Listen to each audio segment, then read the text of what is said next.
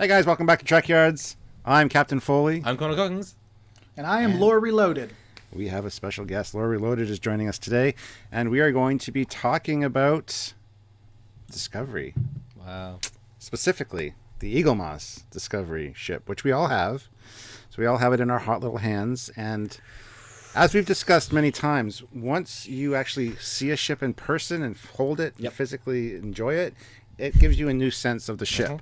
So we're going to talk about that today and how we all think about the ship. And in classic form, this is more of a debate format with Mr. Reloader because he likes doing all things lore. But this is an interesting, discussion piece because, as Stuart said, it is different. And you can see the flaws, the good things, appreciate little details. And just, it is a 3D camera. It's called your eyes.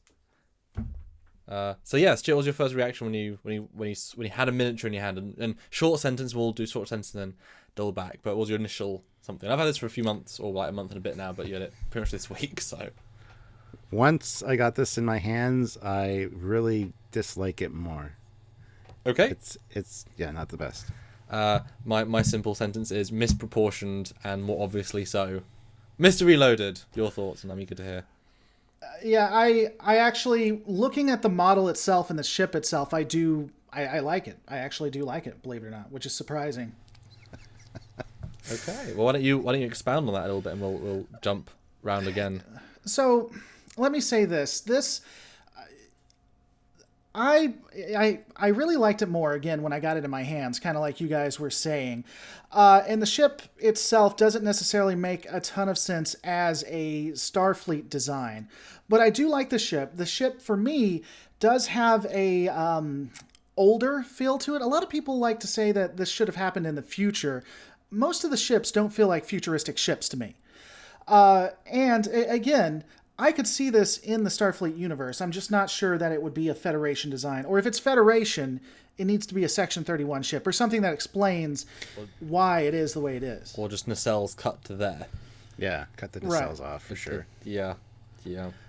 I mean, they didn't have to make it look like a pizza cutter or act like a pizza cutter either. But there are several things that are pleasing, I think. I like the primary hull being a circle, being the saucer section we generally see, versus the secondary hull being more a triangle. I think there's a good dichotomy there, which a lot of people were saying this was going to be a Klingon ship. And I do kind of see that.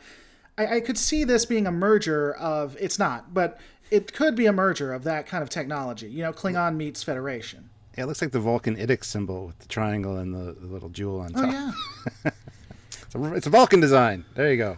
Yeah, and I always go back to it being Klingon and say, no, if you look at it, it's a warp delta shape with an NX shape. So both shapes existed in the Starfleet design. They just put the two together. Like, that was well before Klingon. So, if you made it a literal version of the two, they'd be canon. And as we know, the Klingon ships look nothing similar to this at all. So it's not at all a D7, because D7s aren't D7. Ning. I would have never seen that. I will always see that now where you explain the delta and everything. I would have never noticed that. That is a little bit clever. I mean, whether you like it or not, I can see a little cleverness in how they put that. They put deltas on everything else. They're all over the uniforms. They're on the top of the phaser. They're just everywhere. So they're literally painted on the hull, and they have to go back through every battle and repaint every little one. I mean, when I got it, obviously, it's a well-made model. I'll say that. It makes you appreciate how little detail there is actually on the ship, and you did get a sense of this in the show. It's a lot of the plate detail, but there's very little detail, which actually is a more TOS thing, having simplified whole pieces. So that the problem with the Discovery is that you realize, or you question how much of it is deliberate versus how much is accidental. I'm not going to give credit necessarily for that, because there were so many other things they were designing, have to design, and mandated, that its simplicity could just be lack of time to finish it, or, you know what I mean? You can't just give credit when it's not necessarily due. I mean, who the hell gets credit for these engines and why? I mean, I dislike the engines very much. Yeah, again, misproportioned. The saws from the secondary hull, I think, are actually okayly proportioned, and I think having this cutout makes the most difference compared to the Alpha. This is a great shape, and this, for the most part, all you have to do to fix the design is fill this in, and cut this down. Pretty much that, and it's fine. And if you want to technologically explain that, you just have hull plating that slides on top of this and then retracts to make it be able to spin. That fixes that problem, and then the nacelles, you just design better nacelles that don't need to be. I preferred the Alpha, where they were stopped here and actually extended out further. I preferred that look a lot better. It balanced the ship more for me. I mean, this thing looks fantastic from the side. It looks so sleek, but that's not the era either. It doesn't fit the era, in my opinion. And so that's kind of what I was saying, that it wasn't a Starfleet design. There's a couple of things to this that I don't enjoy from a Starfleet point. And you guys kind of brought it up. Again, Starfleet ships at this point were very bulky. Were very... They weren't designed for fighting like we think, for combat like we think combat now. Ships have been made more sleek to make their profiles harder to hit. That's more maneuverable. More maneuverable. That's just a new era thing. That's not a 60s thing. They were very bulky, very battleshipy. Another thing I don't like too, and why I said that this ship, I like the ship, but it's not a Starfleet design, is, and you guys might correct me on this, but the impulse engines right here, these two red impulse engines, that's not, that reminds me of Klingon design, but not necessarily this era Starfleet design. Let me explain. When you look at the Constitution or you look at the Miranda, they always had that big bulky dome type thing that was a part of the Impulse. But this is slimmed down. This is very TNG DS9 Voyager, where they didn't have to use that. That was a big part of Wrath of Khan, is knocking that out, right? And so there's no reason they wouldn't continue to use this better technology on a Constitution or a Miranda. You know, that's why I don't think it's very Starfleet. Well, you could make this a post-Voyager design with like 3 changes and not even the nacelle change. Like, this ship is so devoid from an era. It could even be NX. Seriously, this would be better as an NX, I think. You know, to give us the speeds we need, we have to use Vulcan enhanced, just ridiculously sized engines, and to make a bigger saucer, we have to do separation planes. I mean, that would even work better.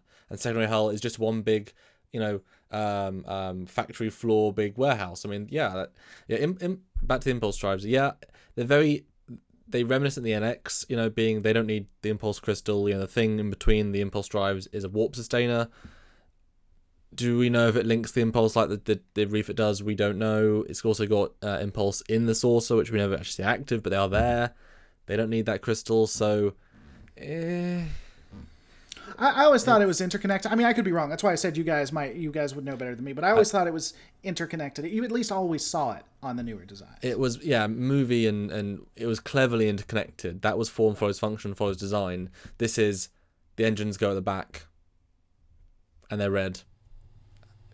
I mean, that this actually kind of ties it into the Starfleet or Star Trek Online ships, because they all have the impulse integrated into the struts, which is kind of more of an advanced feel than especially for the time.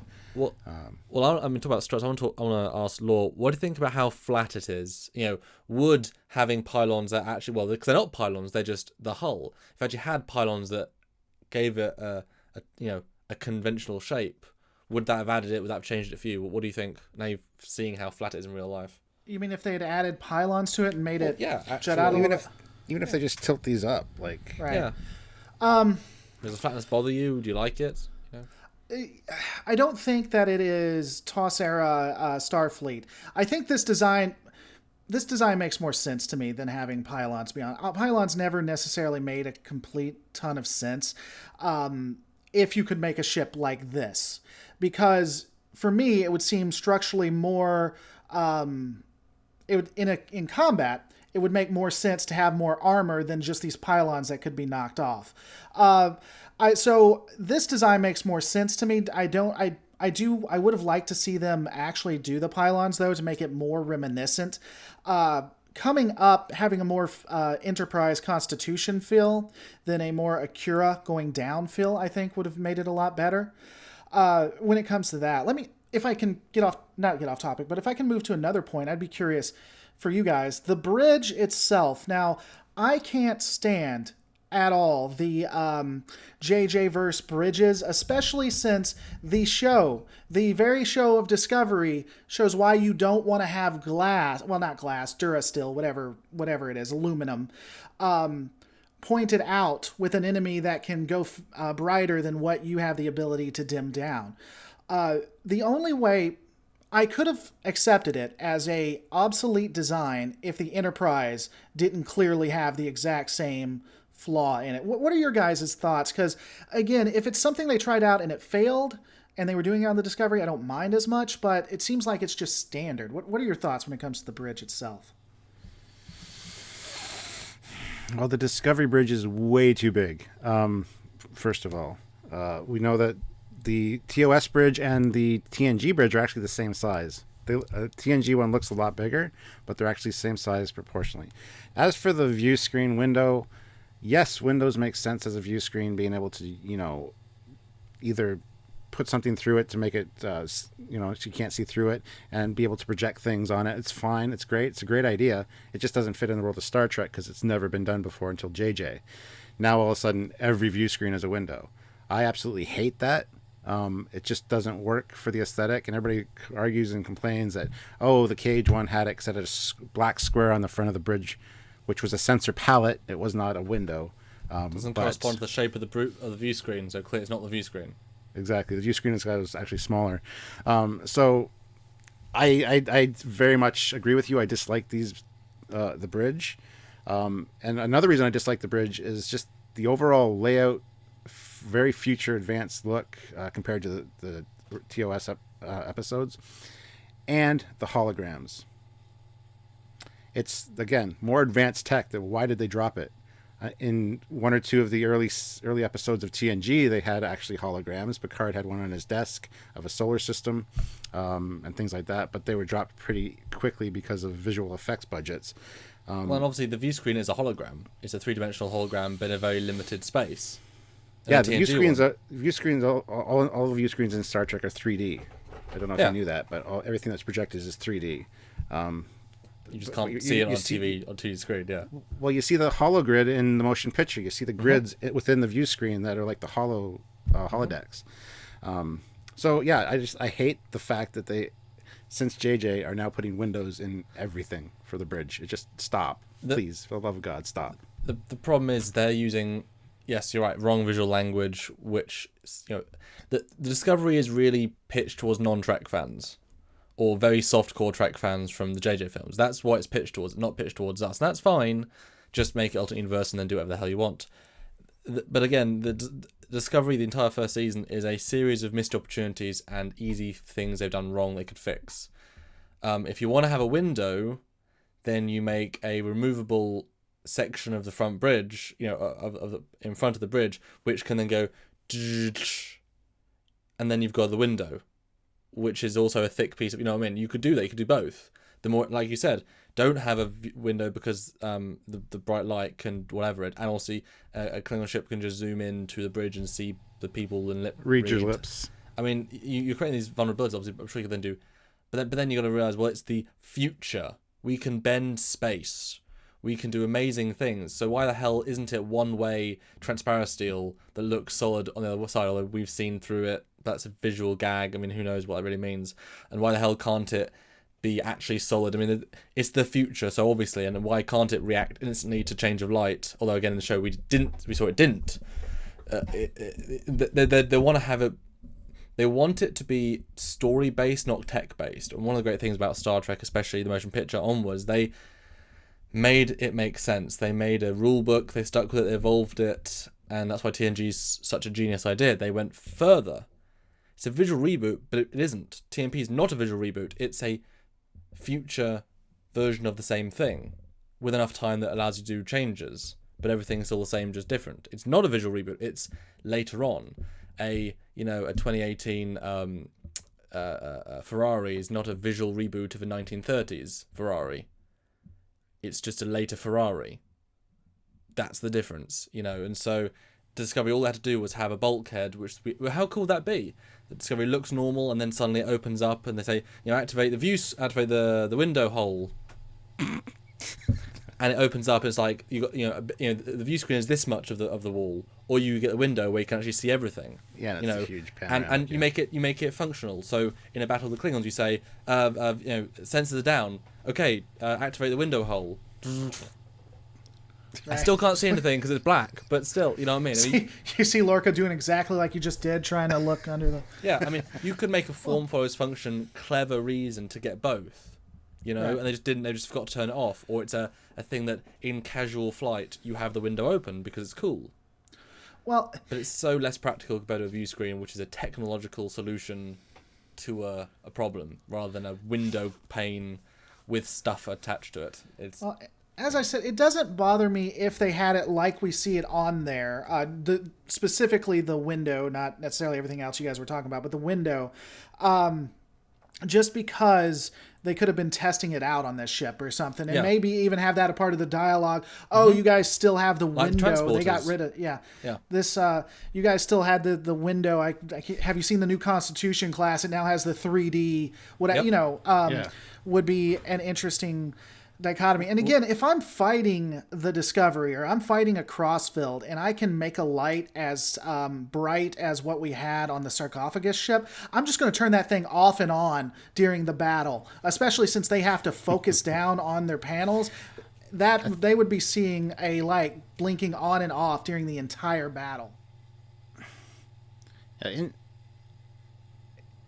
Interestingly enough, I think in one of the novels, I could be wrong, but there was a light that was so bright it actually penetrated the actual hull of the ship and still affected them inside the ship. So, there's that possibility as well. But yeah, even in some episodes of TOS, there's such a blinding white light. It just, they're all like just turn that down. Right. So yeah. But I mean, just imagine if it was a window too. That had to go past actual bulkheads and stuff like that. Imagine if they had a window in front, how bright that would be. It would probably burn out their corneas and everything. I want to jump back to something Law said I thought was kind of funny. Wouldn't it be great if the first time we actually see Sarek beam aboard, he's like, oh, Giorgio, you're still using the old uniforms and the old transporter and the old bulkheads and the old colour palette and the old phasers and the old comm badge and the old floor panels and the old... And he just lists for 5 minutes. It's like, yes, I know we are. I know you've got better things that look TOS, but we're still using the old stuff. We know. It's my prerogative. I'm the captain, and I get to have your old uniforms. Yeah, wouldn't have been funny. The problem is that they wanted it to be new. Remember when they came on? Oh, the bulkheads, this just came off of Stardock or whatever. I think it would have been more interesting if they had tied that in. All of this stuff, they keep everything they had. Ever so often, just pepper in references to how you have, again, you're still having the old uniforms. You're still, you have the glass. And then when he goes to the Terran Empire is amazingly a lot like that. He was just nostalgic for where he came from or something like that, That's interesting. I think that would have been a very cool little... There's so many ways you can make Discovery work. Why didn't they... Okay, anyway. Lorca designed Lorca helped design the ship and he added his own mirror universe. Well, I mean, it's almost like Star Trek Online. You get to choose the uniforms for your crew and things like that. It's not a fleet-wide standard per se at that point. You get to kind of do your own thing. Right. Well, who's to say Lorca, who got unlimited power, said, you know what? I have unlimited power using 80 old uniforms. You said I could do anything. I want that. Then he just yells, fight me. I'll spore you.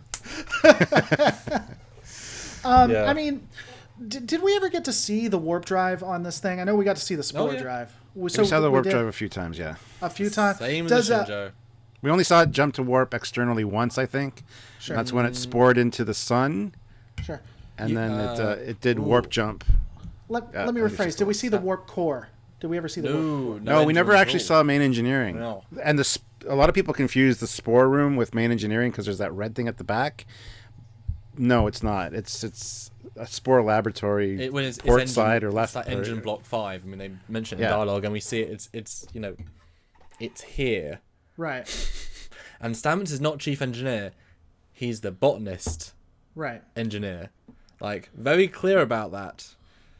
Yeah. He just happens to know how to pilot the most vital system on the ship, which is why he had as much power as he had. I wish we had a chief engineer as well, because where the hell have they been in every scene that involves anything? And first 2 or 3 seasons of TNG, we had varying chief engineers until Geordi Exactly, got we saw the them every reins. single time. Yeah, we saw chief engineering. I mean, I don't see True. engineering per se. Well, they should have done a green screen engineering. I mean, Until Again, Anyway, this model's fantastic, and it really made me dum, not appreciate dum, dum, Discovery as dum. much. I kind of like Discovery on screen a little bit, but this, I'm sorry. I mean, the model's fantastic, obviously. From this angle, But- it looks sexy. What's going on with those 3 things right there? Can you guys tell me? Where's Looking three at the nacelle, the end. Yeah, they're Looking just- at the nacelles at the end, they have Ah. 3 little. Do we know why Nope. that exists the way that it exists? Does it give them like transwarp, or Well, it's just Bassards. I mean, it's just Yeah. Okay. I 3 It's times just- the juice needed. 3 times the juice needed? Is that what you said? Yeah. and they're blue because everything else is red, but these went blue, and we don't know why. Although up until the title sequence, it was red, and then it wasn't at the final CG, so they changed it right at the end after the stat was done. Yeah. And again, that ties in with JJ as well. They didn't see blue Bizarre collectors really till JJ. They did exist in Starfleet Battles for the X engines, but that's a totally different ball game. And even with the Ryan Church Enterprise, a lot of the concept stuff has the red Bizarre collectors, and that was a decision change last minute to make it different and distinct from the original Enterprise, which is a dumb idea. you put the proper colors on the JJ Prize, it doesn't. I'd be a little more forgiving, but Well, I guess my only huge issue necessarily is that the show to me presents the Discovery specifically as a special ship, but the dialogue and everything leads me to believe that there are other cross-filled ships that may exist. And if there are, I could see this being specifically or specially designed, especially if it had a specific purpose. But it seems like there were other cross-fields designed for other purposes, and there's no reason to make them special like we see the Discovery. I don't know. What are your guys' thoughts? Is there a line of cross-fields, and if so, why are they so special compared to other designs? Because other ships in the fleet, even in Discovery, more match up with what we generally. well, there's obviously a crossfield somewhere. Whether it's just a prototype sitting in the Where's the Stardust NX somewhere. Crossfield? Yeah. I mean, that exists. John's confirmed it. You know? And we know the USS Glenn and the Discovery both had the Spore Drive installed. Are there more? There probably are. There might be, I'd say a handful, maybe 4 or 5 at the most. And they did say specifically in the 3rd episode that this is a scientific vessel. It can conduct 300 separate scientific experiments at one time. It has that ability. Now, it's a problem because they mention in dialogue that Stamets designs a spore drive. And I believe they also say he helps design the ship around the spore drive. Like this is a spore drive designed ship. Now that could easily just mean the way the saucer cutouts are, the spinning bit, and the nacelles. This middle bit is just crossfield. I mean, you've got the USS. It could be that the crossfield has like a standard saucer, which is bigger, like a Constitution class, and different engines. Because But it's still a crossfield class, just retrofitted. Because I know me and Stuart have said that we think that these engines just represent the only way you can maintain a warp field with Spore is you have to have them be this way, armored, you have to separate the tech, and that's why they're so big. But the USS Crossfield had no Spore drive, we know it didn't. It was testing the space frame, make sure that worked as a spaceship. And the Glenn and the Discovery were testing the Spore drive tech, which had the two people who designed the Spore drive, one on each ship. And then we know specifically that they say in dialogue they're retrofitting other ships to use the Spore drive. So no, the spinning bit is not necessarily mandatory. So suddenly this is then the original alpha version of the tech, but it's not needed for future ships. So really, yes, I mean, I think, like Stuart said, I think this middle bit was the crossfield, and these 2 bits are the Spore tech.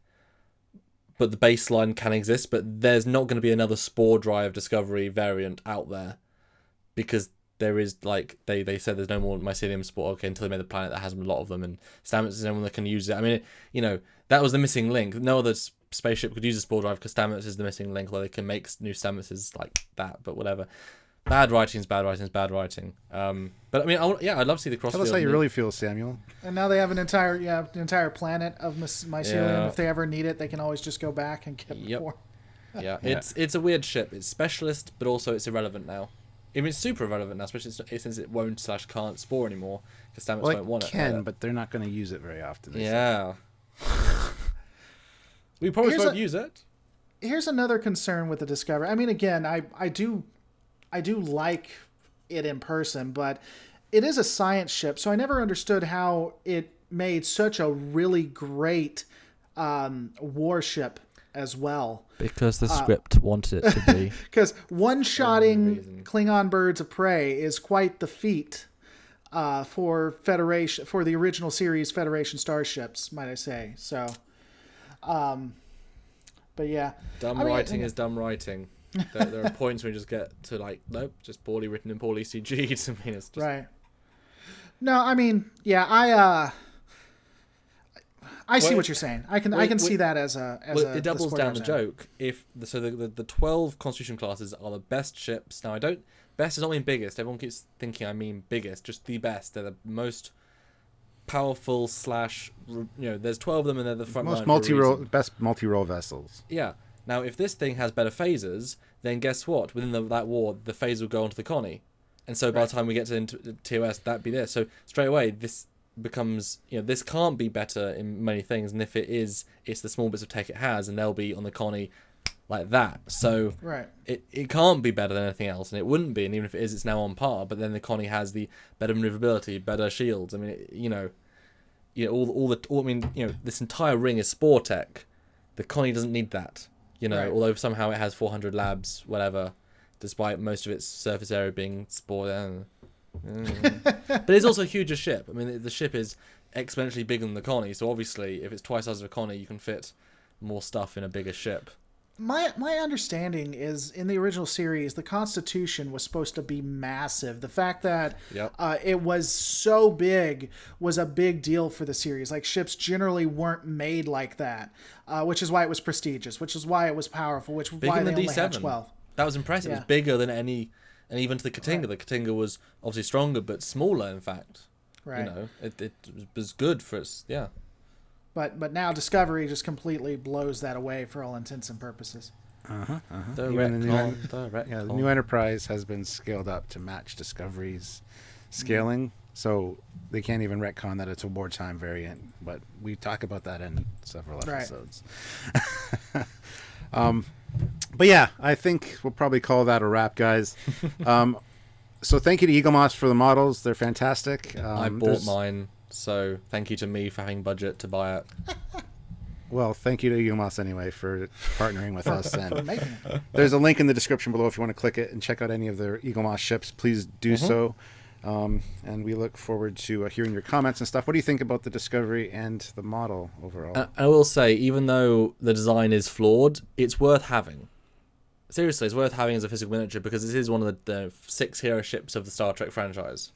It's worth having and owning. If nothing else, just as Shinjo is, it's sort of one of the hero ships and actually a better design. But this it's worth having, certainly. Just try not to hurt the little deflectory nib thing because it's pretty small. Yeah. So guys, put your comments down below. Don't forget to like the video, subscribe to the channel, and check out Lore Reloaded as well. Look him up on YouTube, and how some fantastic videos. How would you pimp yourself, Mr. Lore? Then what would you say as your closing? Well, just like he said, check me out at youtube.com/The Lore Reloaded. We talk about a lot of stuff from Trek to everything else. Break all of this stuff down for you.